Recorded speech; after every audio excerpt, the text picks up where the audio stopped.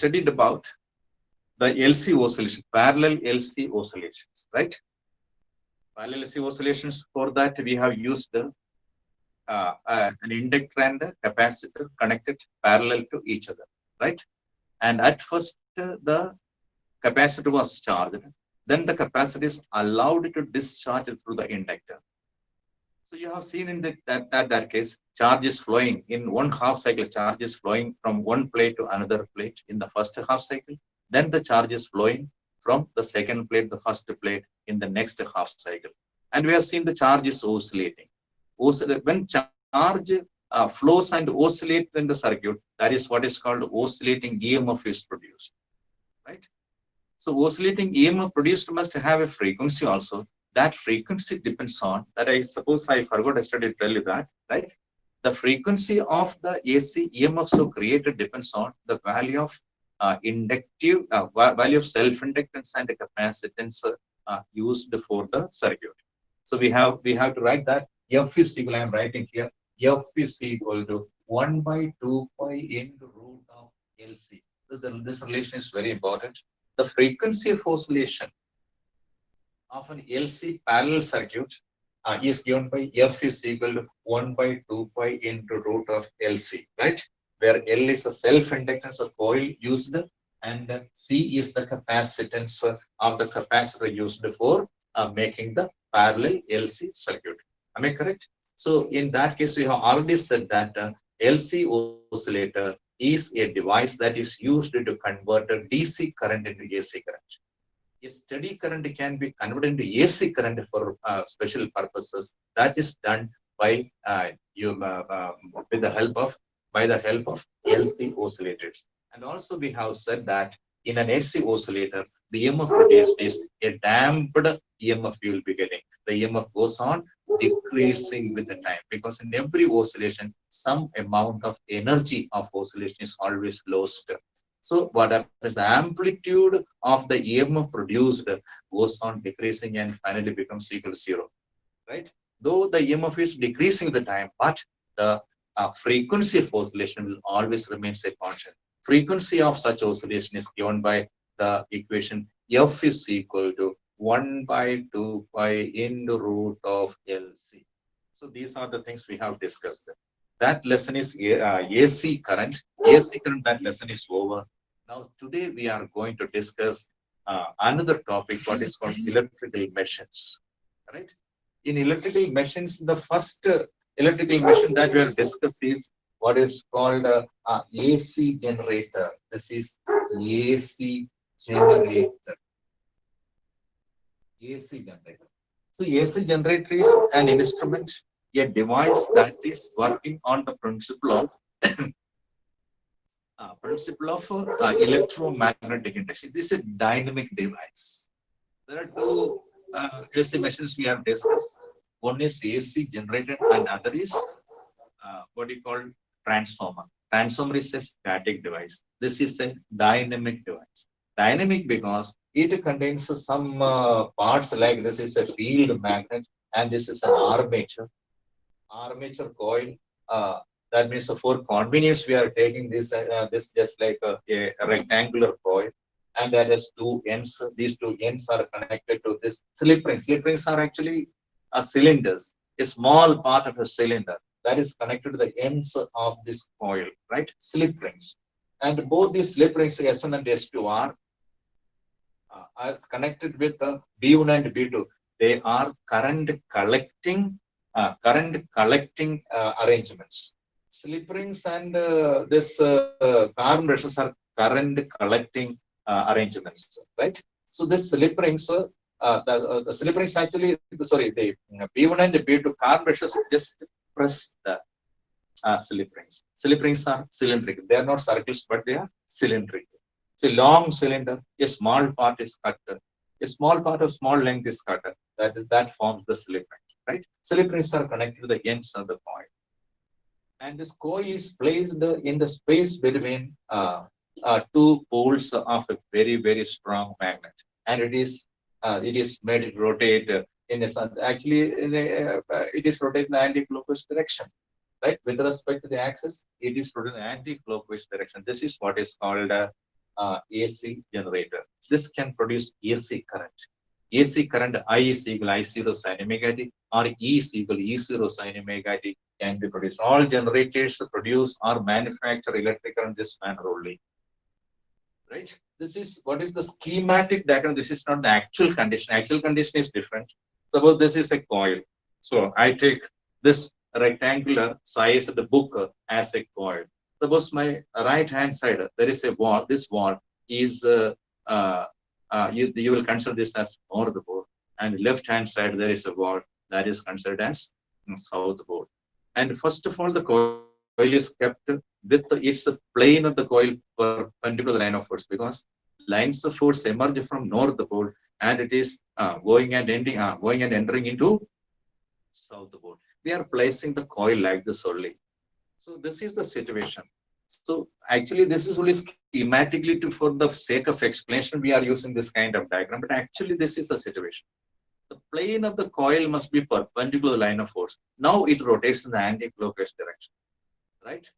So how much it is? Now it is 90 degree. Now it is 180 degree. Now it is 270 degree. Now it is 360 degree. One full revolution. So this is the way.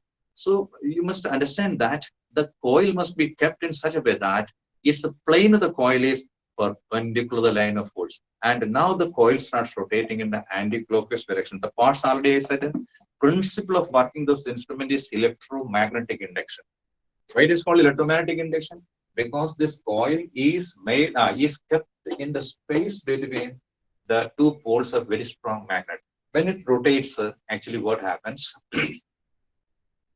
The magnetic flux linked with the coil goes on changing with the time. So when the magnetic flux is changing with the time, EMF is induced in the coil, and a current starts flowing in the closed circuit. This is a closed circuit, means a load is also applied here. This is actually what is happening. So this is a very important device to be discussed, and also for your examination point of view, this topic is very, very important. This is AC generator. So AC generator is a dynamic device. This works on the principle of electromagnetic induction. The main parts are, one is called armature. Armature is a coil having large number of turns wound on a heavy soft end core. Heavy soft end core and other things are not shown in the figure, right? Yeah, there is a heavy soft end core on that core only. Heavy means why it is made heavy means then only its inertia is very high. Once rotated, again and again it will rotate. As many as times it rotates, more and more change in flux will take place and EMF is created. Protection will be more. That is why we wind the large number of turns of copper wire on a heavy soft end core to make more inertia to the armature. So this is called armature, it is called. So armature assembly consisting of large number of turns of copper wire wound on a heavy soft end core, and it is now kept between the two poles of a magnet. Mechanical method, manually we have to rotate it. Suppose in hydel projects, what happens? The water is made to fall on the turbine, and the turbine, when rotates the coil, armature rotates, and EMF is produced. Right? That EMF is now transmitted to long distances, and we are using that only as AC power. Right? That's what. So this is the condition. So in this case, what you see is this is the first half cycle, and this is the next half cycle. First of all, this is the situation. Suppose A, B, C, D, right? Then other things I told, but slip rings I said, and also carbon brushes I said. Slip rings and carbon brushes are nothing but they are current collecting arrangements, and the carbon brushes are pressing the slip rings. Pressing, when it presses the slip rings, it can take out the charges, and the charge is made to flow through the load. How this generator produces AC current, that we'll discuss today, right? In the first half cycle of rotation of the coil is rotating in the anti-clockwise direction within the magnetic field. So due to which there is change in magnetic flux that takes place. Due to that, an EMF is induced in the coil, and a current starts flowing in the closed circuit because two ends are connected to a load which is closed with that. So through this load, current starts flowing. So as the coil rotates in the anti-clockwise direction, due to change in magnetic flux, EMF is induced in the coil and a current starts flowing. The direction the current is given by Fleming's right hand rule. What I said? Fleming's right hand rule. According to Fleming's right hand rule, the current is from A to B to C to A to B to C to D to D to what? S2. Because this coil has no connection here with S1. That is entering into S2. S2 is connected to B2, right? So in the first half cycle, the coil, the armature is rotating the anti-clockwise direction. And due to change in magnetic flux, you will hear my words very carefully. And due to change in magnetic flux, EMF is induced in the coil. Faraday's second law, right? EMF is induced in the coil because change in magnetic flux is directly equals to EMF induced. And the current starts flowing in the circuit. The direction the current is proposed by or given by Fleming's right hand rule. According to it, the current is from A to B to C to D to S2. That means current is entering into S2, right? The current is entering into S2 means B2 will be at a higher potential than B1. B2 will be at a higher potential than B1. So in the external circuit through the load, current flows from B2 to B1. This is the first half cycle rotation. So in the first half cycle rotation of the coil, in the anti-clockwise direction, due to change in magnetic flux, EMF is induced in the coil and hence a current starts flowing in the closed circuit. According to Fleming's right hand rule, the current is from A to B to C to D to S2. That means current is entering into S2. Hence, B2 is at a higher potential than B1. Therefore, the first half cycle of rotation of the armature coil, current is from B2 to B1. Okay. After the first half cycle, you will see this diagram schematically. It's very easy to understand. That's why this kind of diagram I have drawn, right, for this online class, right? Okay. After the first half cycle, wings, the sides have been changed. See, this AB has gone to the other side and CD has come to this side. Again, with respect to the axis, right? It actually will not stop. Why it will not stop? Because armature is very heavy. Once it has completed the first half cycle, then also it is ready to move for the next half cycle. In the next half cycle, just in the beginning, you will see that the wings or the sides of the coil has been interchanged. CD has come to this side and AB to this side. Again, the coil is now ready for the next half cycle. In this case also, the coil is rotating in the anti-clockwise direction, right? When it rotates in the anti-clockwise direction, again we will say the same thing. Due to change in magnetic flux, EMF is induced in the coil. And a current starts flowing in the closed circuit. One more thing you understand is that the slip ring also will rotate with the coil. Slip ring is not a fixer. So because slip rings are actually connected to the ends of the coil. As the coil rotates, the slip ring also rotates, right? Slip ring can rotate with the coil, right? With the same angular speed.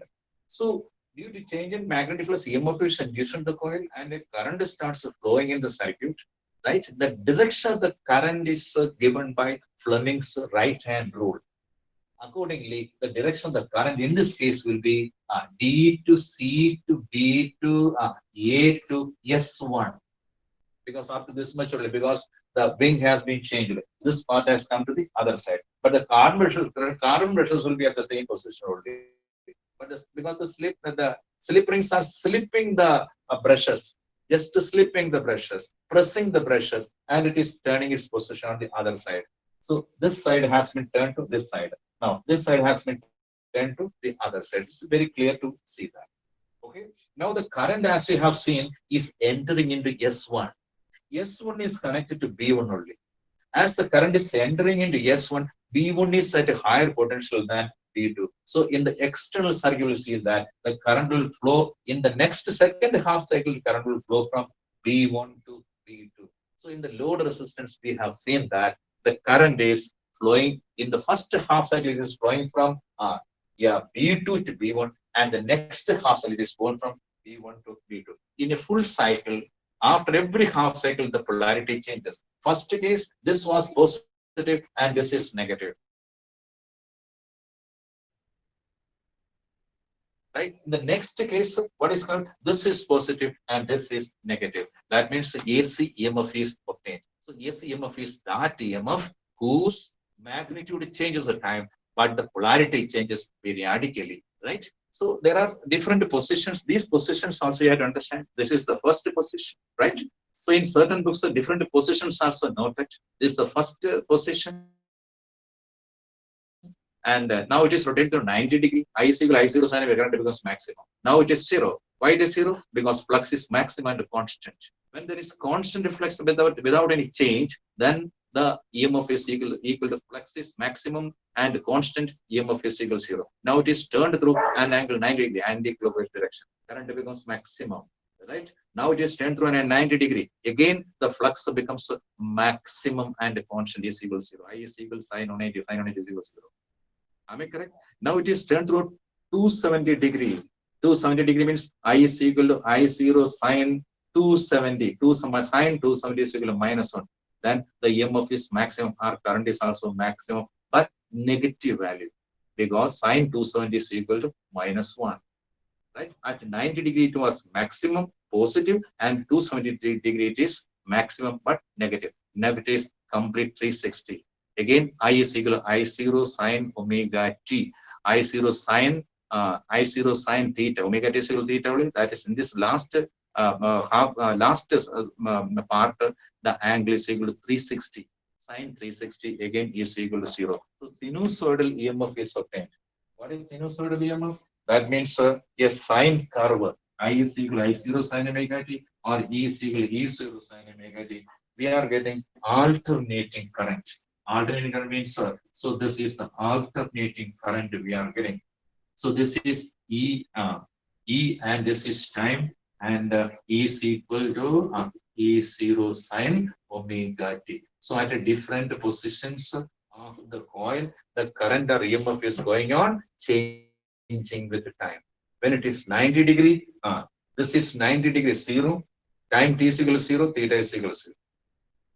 Time t is equal to t by 4, theta is equal to 90 degree. Time t is equal to t by 2, theta is equal to 180 degree. Sin 180 is equal to 0. Right?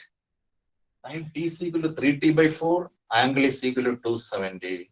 Sin 270 is equal to minus 1. So after every half cycle, the polarity is changing. Hence, in this case, we have seen that in an AC generator, AC current is or AC EMF is produced, sinusoidal EMF is produced, where E0 is equal to NBA omega. E0 is equal to NBA omega. What is N? Number of turns in the coil. What is B? Magnetic field intensity produced by that. Then what is A? A is the area of the plane of the coil. What is omega? The constant angular velocity maintained by the coil. Right? I is equal to E0 sin omega t or I is equal to I0 sin omega t. That means sinusoidal EMF or current is obtained in this case. This is what is called AC generator. So the simplest method we have used. You can also describe the same thing when this question is asked. Now tomorrow we will come with another topic that is what you call transformer, right? That is the last topic in this lesson, right? Okay. Then till then, tomorrow we'll again meet. Till then, thank you very much, right? Okay.